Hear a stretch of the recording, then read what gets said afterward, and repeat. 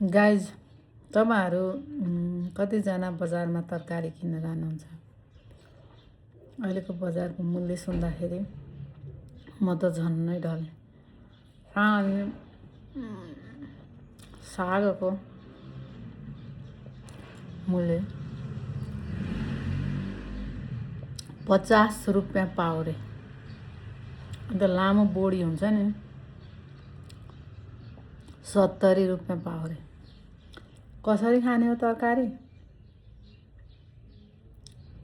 बानेश्वर चोक यो खरिबोट एरिया। तपाईको एरिया सस्तो पनि हुन सक्छ।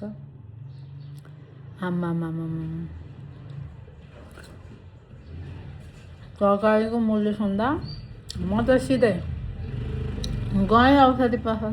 ढाड दुख्यो यो ल्याएर आएँ। के गरौँ? कसैले पनि सुन्दै हाँस्दै छिन्। के गर्नु, रियालिटी यही छ। गाइज यो त अति भयो। किसानहरूले 10 रुपियाँ पाउँदैनन्, व्यापारीले 50 रुपियाँ पाउ।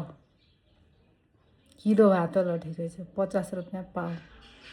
सिजनको बेला के साह्रो महँगो गरेको यो सागै पनि।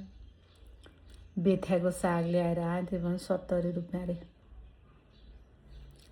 खै कसरी खाने हो?